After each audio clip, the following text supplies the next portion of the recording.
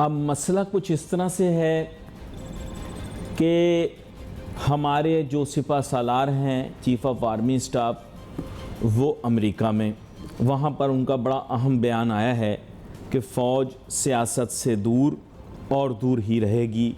साथ साथ अब ये भी पता लगा है कि यहाँ पर भी उन्होंने अपनी पॉलिसी वाज़े कर दी है कि वो अपने ओहदे से सबकदोश हो जाएंगे। ये मैंने ख़बरों में ही सुना है, जो बता रहा हूँ आपको।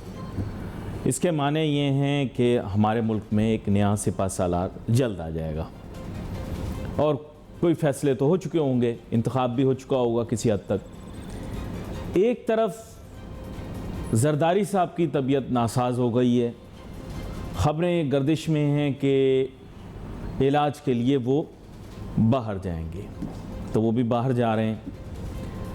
फिर उसके बाद मरियम साहिबा ने भी ये फ़ैसला किया कि बेहतर ये है कि अपने वालिद जनाब मियां मोहम्मद नवाज़ शरीफ साहब से जाकर मुलाकात भी करें, वहाँ पर अपना तिब्बी मुआयना भी करवाएंगी और मुमकिना तौर पर अपनी सर्जरी भी कराएंगी। तो ये भी कुछ अरसे के लिए अब बाहर चली गई। अभी रास्ते में हैं, मेरे ख़्याल रास्ते में कतर में रुकी होंगी। अभी अगली फ़्लाइट की या तो तैयारी कर रही होंगी या उस पर सवार होकर बरतानिया के लिए रवाना हो चुकी होंगी। चौथी तरफ खान साहब ने लोगों से हलफ ले लिया है। आपको पता होगा, देखो मैं करता हूँ प्रोग्राम मईशत पर, और मैं कोई नजूमी सेठी तो हूँ नहीं कि मैं आकर अपनी ख्वाहिश को ख़बर के तौर पर पेश करूँ और आपको ये बताऊँ कि जवानी में इमरान खान कौन सा मशरूब पीता था और इसको ख़बर बना के लोगों के सामने लाऊँ। तो क्या क्या फ़िल्में उसने की हैं अपनी जवानी में इमरान खान ने, उससे अब पब्लिक को कोई परवाह नहीं है। तो नजीमी सेठी हो गए या इस तरह के और लोग जितने हो गए जो इल्म नजूम से ताल्लुक़ रखते हैं, उस तरह की ख़बरें मैं नहीं दूंगा। ना मेरे पास चिड़िया है, ना मेरे पास और कोई जानवर है। मैं ख़ुद एक इंसान हूँ, इंसान भी एक जानवर है, माशरती जानवर। तो मुझे जो चीज़ें पता है मैं आपको बता रहा हूँ। अब इन सारी चीज़ों को रिलेट करो। हमारे यहाँ नए आर्मी चीफ आ रहे हैं, फैक्ट नंबर 1। साथ ही साथ इमरान खान ने दे दी कॉल किसी दिन भी कि भाई आप तैयारी कर लें, तो इसका मतलब लॉन्ग मार्च शुरू और लोगों के लिए और सियासत के लिए मुश्किल वक्त शुरू। इस सूरत हाल में मरियम साहिबा ड्यूरिंग लॉन्ग मार्च की कॉल के बैरून मुल्क, जरदारी साहब बैरून मुल्क, वो स्टेट कर रहा हूँ जो आगे होने वाला है। मैं उन लोगों में से नहीं हूँ जो मुझे लगता है, महसूस होता है, पसंद करता हूँ, मुझे ऐसा नहीं। मैं आपको सिचुएशन बता रहा हूँ कि सिचुएशन क्या है, क्योंकि सारी की सारी मईशत आके जो है ना वो ये सियासत पे अटक रही है, सारी सियासत आके मईशत पे फंस रही है। अब सिचुएशन आपके सामने क्लियर होने के बाद अब रह गया एक सीनियर रहनुमा यहाँ में पाकिस्तान में, जिनका नाम है इसहाक डार साहब, जो कि पाकिस्तान के फाइनेंस मिनिस्टर हैं, ताज़ा ताम उनका तजुर्बा बहुत है। सारा का सारा लोड जो है वो इस वक्त इसहाक डार साहब के कंधों पर है। टाइम इनको बहुत कम मिला है, मैं आपको बता रहा हूं। इधर वहां पर इस्लामाबाद और पिंडी में तब्दीली आई, उसके बाद में इसहाक डार साहब की कारकर्दगी अंडर स्क्रूटनी होगी।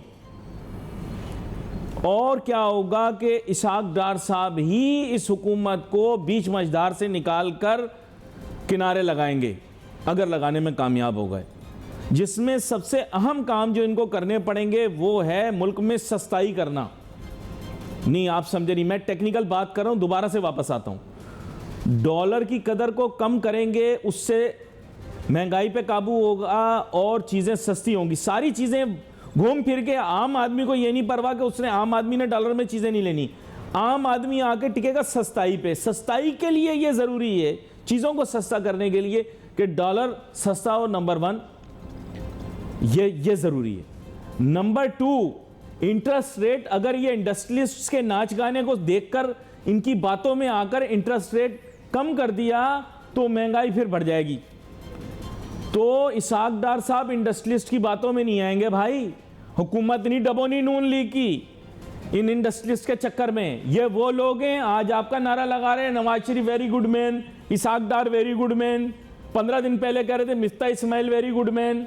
भाईजान, इनका कंसर्न इंडस्ट्रियलिस्ट का होता है सिर्फ नोटू से। इनको नोटू मिलता रहे, खुश रहते हैं। मुल्क बर्बाद हो जाए, आवाम ख्वार हो जाए, महंगाई के तले दब जाए, तबाह हो जाए, ये यही कहते रहेंगे। गैस सबसे पहले आप इंडस्ट्री को दे दें, मुल्क का चूल्हा जलेगा तो उसका चूल्हा जलेगा, तो हमारे नीचे चूल्हा जलेगा, तो फला चूल्हा जलेगा। इनकी बातों में चूल्हों में नहीं आएंगे भाई हम लोग। इनकी वजह से माजी में भी हुकूमत के चूल्हे हिल गए, मतलब हुकूमत के चूल्हे बुझ गए। समझ जाए मेरी बातों को, ठीक है? तो आप समझ जाएं कि ये गेम क्या हो रहा है। अब इंटरेस्ट रेट कम करना नहीं है, इंटरेस्ट रेट है बढ़ाना, ताकि महंगाई है कंट्रोल में। डॉलर को करना है कम। इसहाक डार साहब के लिए बेशतर बहुत ही मुश्किल किस्म के चैलेंजेस हैं। साथ साथ पेट्रोल की कीमत को करना है कम। जहां अपने घर के लोग जो हैं वो आपको डबोने के चक्कर में हो। मिफ्ता इस्माइल साहब आ रहे हैं, कम नहीं किया यानी इसहाक डार साहब की किश्ती में मोरियां उनके अपने लोग कर रहे हैं। मिफ्ता इस्माइल साहब जाके लेक्चर दे रहे हैं, बोल रहे हैं यार मैं सही कर रहा था, इसहाक डार गलत कर रहा है। यार छोड़ दे यार प्लीज। मिफ्ता इस्माइल भाई, आपको आपका मौका मिला, आपने मईशत की जो समझ जाओ डैश डैश डैश करनी थी आपने कर दी। अब इसहाक डार को उसका काम करने दो यार। आप जाके हिले बहाने और हंसो हंसो नहीं, पब्लिक आपका तमस्करा उड़ाएगी। मैं आपको सच बता रहा हूं, ये जो आप लाफ्टर कर रहे हो ना बहुत ज्यादा, इतना लाफ्टर नहीं करो। ये आपकी अपनी हुकूमत है भाईजान, आपकी सियासत खत्म। ये बुरा ना मानना, ये जो है ना, ये कोई कारोबार या बिजनेस नहीं है। ये को छोटी सी फैक्ट्री नहीं खुली हुई। इसहाक डार ने पूरे मुल्क को चलाना है।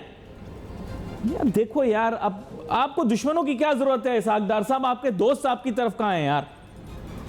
और लोग देखो अमीर उमरा जो हैं वो बोल रहे हैं यार you know he was doing a wonderful job, you know Miftah Ismail. यार ही वाज, मैं क्या बोलूं, Miftah was going to dash dash this country. ये तो शुक्र है इसहाक डार आ गया, उसने बचा लिया थोड़ा साग को। हम तो कह कुछ नहीं सकते थे, हुकूमत है, शुक्र अब ये इसहाक डार आया, जान छुटी है, वरना ये तो भाई पता नहीं किधर ले जाता महंगाई। और फिर यही कहता रहता है मुल्क को बचाना है, हमें मुल्क को बचाना है, हमें मुल्क। अबे मुल्क को क्या बचाना है यार? मुल्क अवाम से बनी हुई है, गोश्त पोश से बनी हुई है। इसहाक डार ने सही स्टेप लिया, मैं सैल्यूट करता हूं इस आदमी को भाई। पेट्रोल की कीमत कम की, टाइम कम है। मिफ्ता का क्या है, ये तो अरबोपति करोड़ोपति है।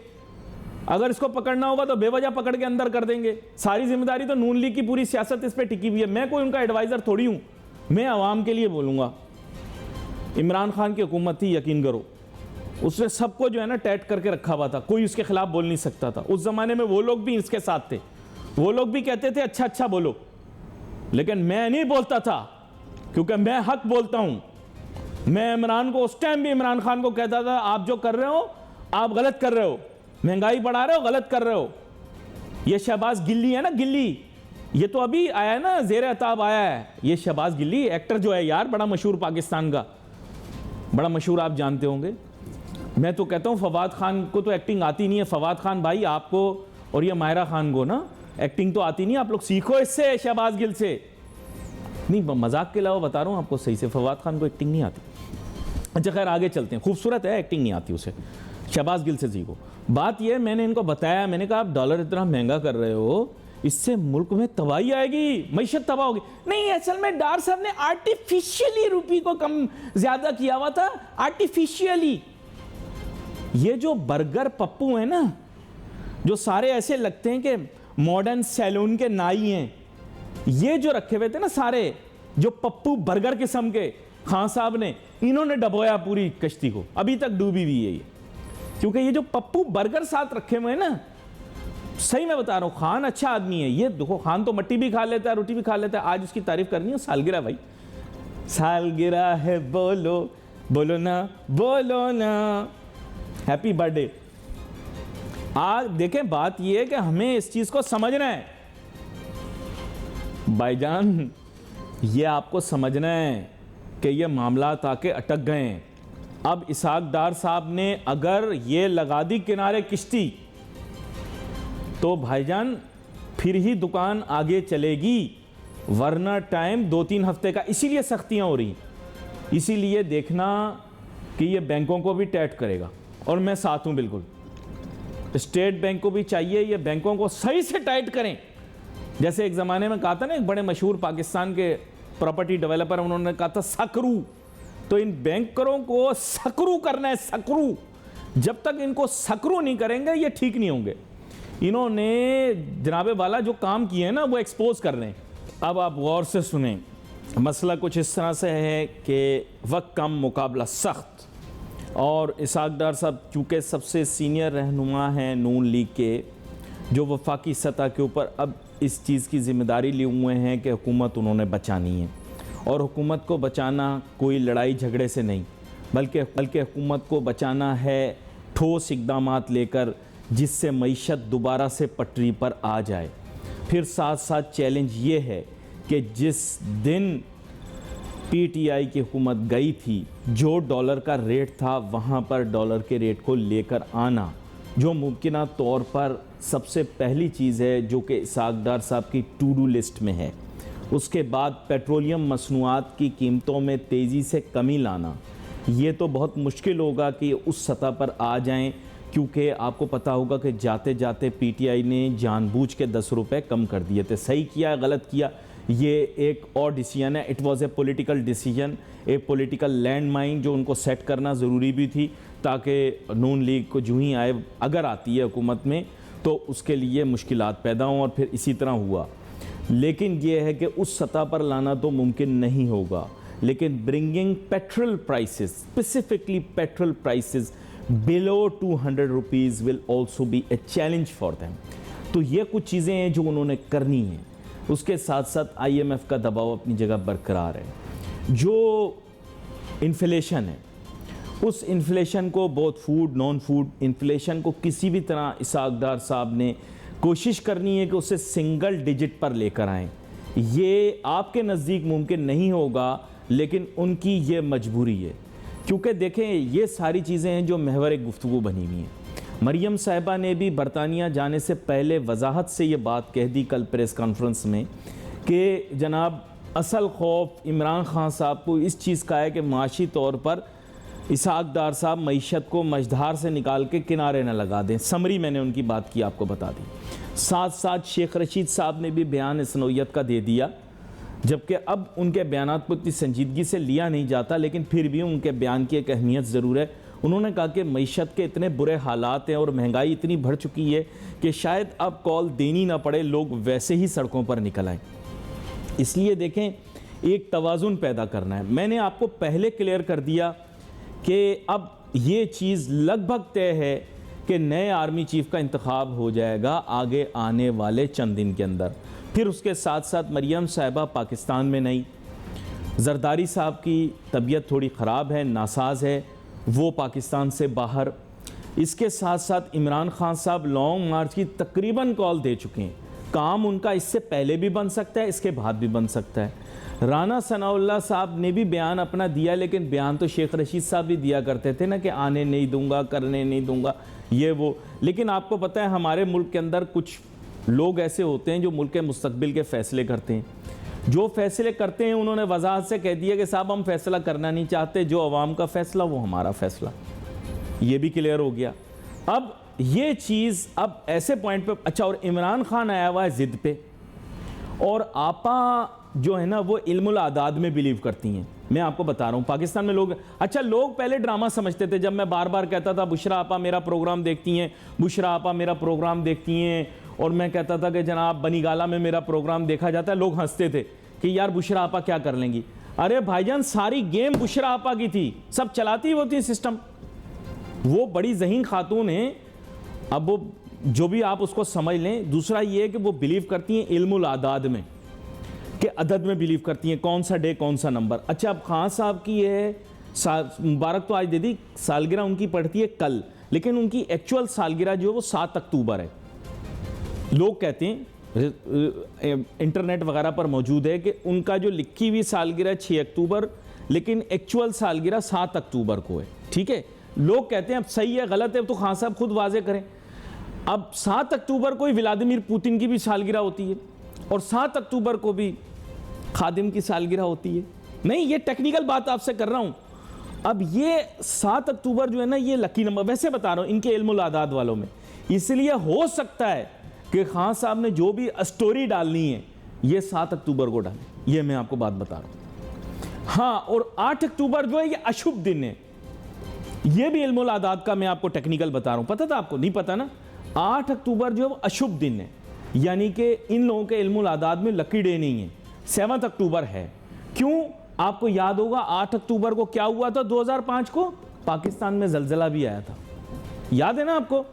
ये इसलिए जो भी काम करना है वो करना 7 तारीख को या उससे पहले करना है। ये मैं आपको टेक्निकल बात बता रहा हूं, किसी को नहीं पता, क्योंकि देखो मैं इन लोगों के साथ बैठा हूं और मुझे पता है ये लोग अददों के साथ किस तरह से खेलते हैं। एक तो मैं पहले वजाहत कर दूं कि भाई मैं सब्सक्राइब नहीं करता इससे इल्मुल आदाद और इस किस्म की ये जो आपा जिन चीज़ों में बिलीव करती हैं कि ये इस तारीख को ये करना वो करना है, सही है।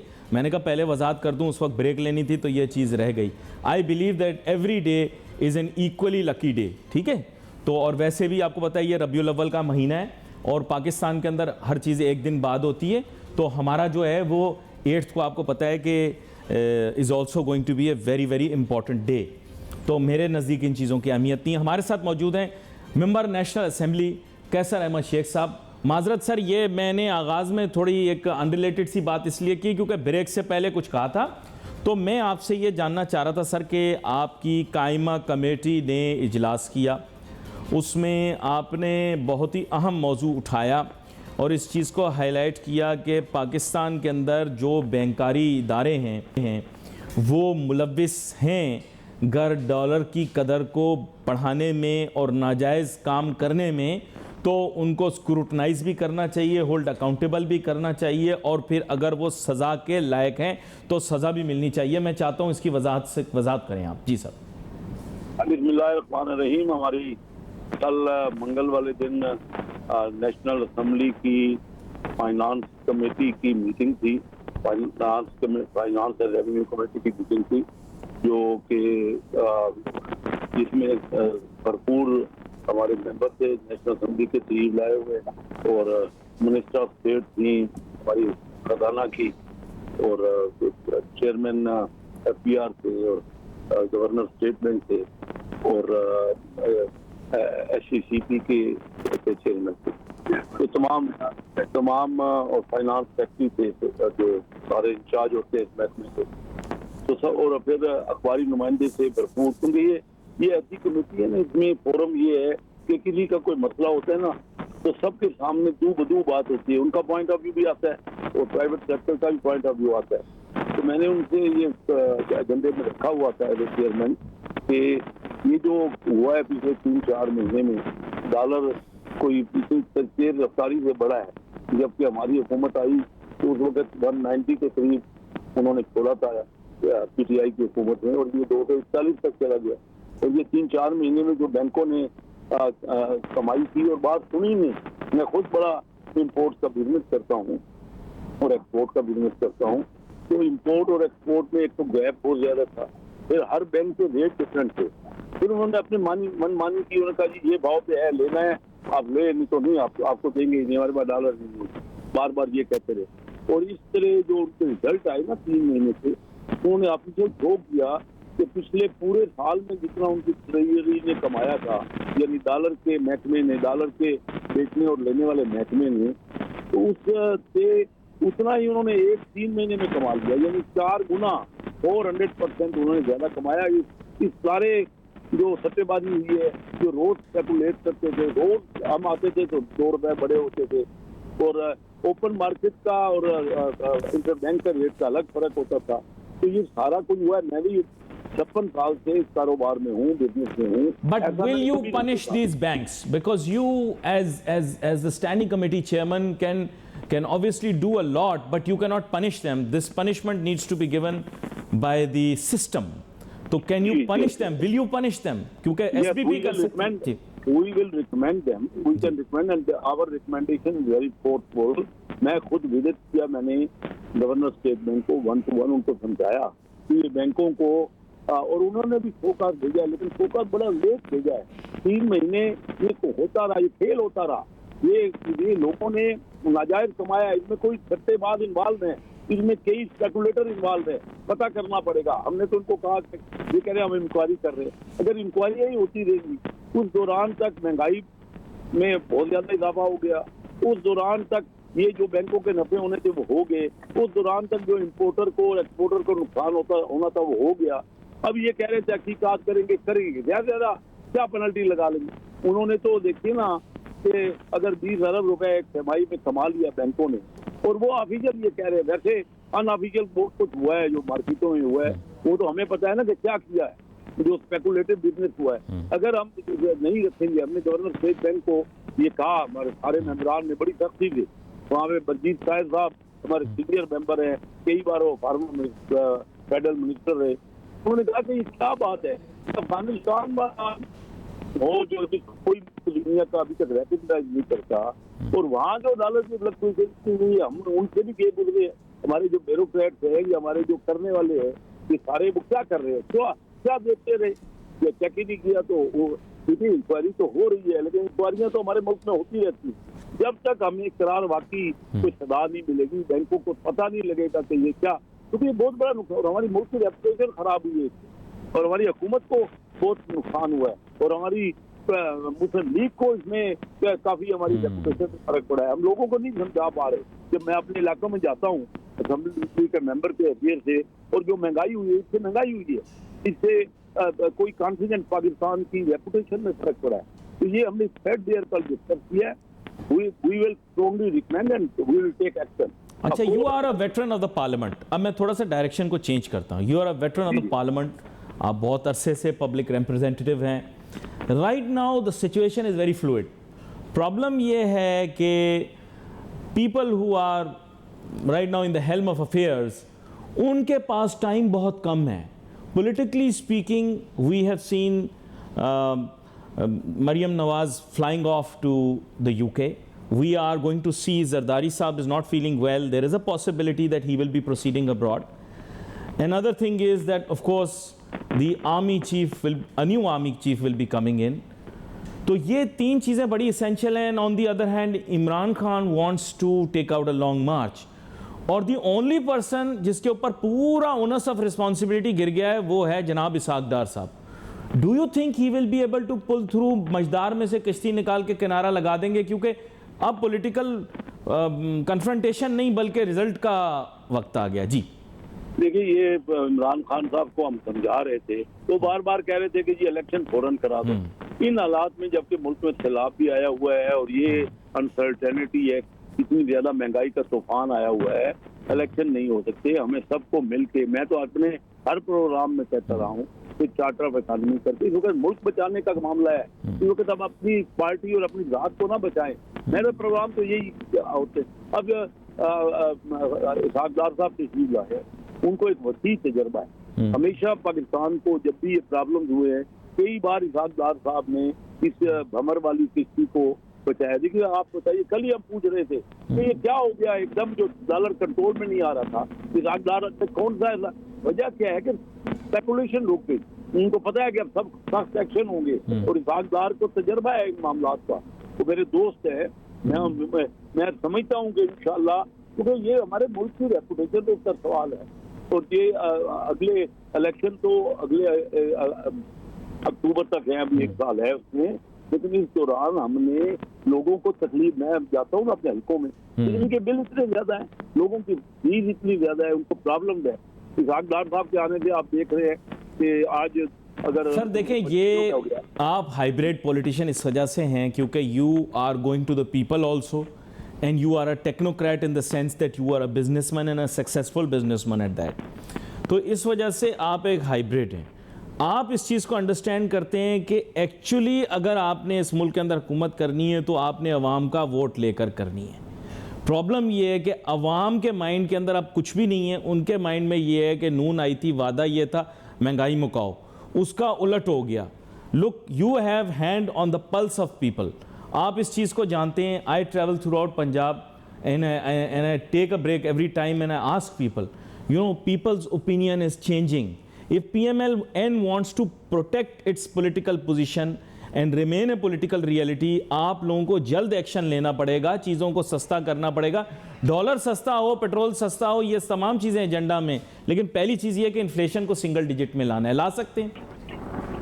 आपने बड़ी अच्छी बात की। देखिए, आपको पता है मैं कराची में रहता हूँ, शुरू से कराची का चैम्बर ऑफ कॉमर्स इंडस्ट्री रहा हूँ। हमारी कोशिश है, देखिए अभी राइट डायरेक्शन शुरू हो गई, रियलाइज हो गया। मिर्जा इस्माइल साहब आए ना, देखो आप, मैंने पहले दिन से कहा था कि उनसे ये मामला नहीं संभलेगा। बहरहाल वो अब चले गए, सागदार साहब इंशाल्लाह कंट्रोल करेंगे। देखिए ये इनका क्या काम रहा, इमरान खान साहब 3.5 साल खड़े होकर हमें यही कहते रहे चोर डाकू। कल भी मैंने एक पीटीवी के प्रोग्राम में कहा है, अभी मैंने ये फ्लड आया ना, 1 करोड़ रुपया मैंने अपनी तरफ से फ्लड के लिए दिया। अब 97 से 2002 तक मैं जब मेंबर था ना, तो 2000 तक 3 साल मैंने कोई तनख्वाह भी नहीं दी, ना बारात नहीं। अब मैं चेयरमैन जब फाइनेंस कमेटी का बना हूं ना मैं गाड़ी ले रहा हूँ, ना मैं ड्राइवर ले रहा हूँ, ना मैं हर महीने की जो पेट्रोल होता है वो ले रहा हूँ। ये बातें हाईलाइट करनी चाहिए ना कि लोग कर, आपका सवाल दूसरा है, मैं उस पर आता हूँ। मैं ये कह रहा हूँ कि हमें रोज ये कह देता है ये चोर डाकू है, हमने उनको कुछ नहीं कहा। इमरान खान को समझना चाहिए कि मुल्क हम सब ने मिल के चलाना है और इकट्ठा होकर करना पड़ेगा। आप दुरुस्त कह रहे हैं, महंगाई बहुत ज्यादा हो गई है और हमें हमारी पार्टी को इससे बड़ा नुकसान पहुंचा है। हम कोशिश कर रहे हैं कि इसको दोबारा हमें अपनी साख को बेहतर किया जाए। और इसहाकदार साहब, यू आर वेरी राइट कि आके वो उनको तजर्बा है ना, उन्होंने पूरी, और बड़े शमशीर आदमी, उन्होंने पूरी कोशिश की है कि ये महंगाई वाला मसला सबसे पहले अटैच हो। ये मसला नहीं है इस वक्त साइफर क्या हुआ। देखो अमेरिका जैसे मुल्क से इमरान खान साहब को पता नहीं क्या हो गया। अगर आप अमेरिका से भी तल्लक नहीं रखेंगे तो IMF आपको कब ये आप तो खुदकशी हम कर रहे हैं। वो कहते थे हम अगर IMF में जाएंगे तो खुदकशी कर लेंगे। अगर हमने 1 करोड़ नौकरियां और 50 लाख घर नहीं हमने बनाने किया, उन्होंने कुछ भी नहीं। लेकिन हमसे भी नहीं हो पा रहा। ये भी मैं कह रहा हूँ कि हम बहुत कारनामे कर रहे हैं। इतनी महंगाई अवाम बर्दाश्त नहीं कर सकती। हम सबको मिल के अपनी पार्टी के, मैं बात कर रहा हूँ।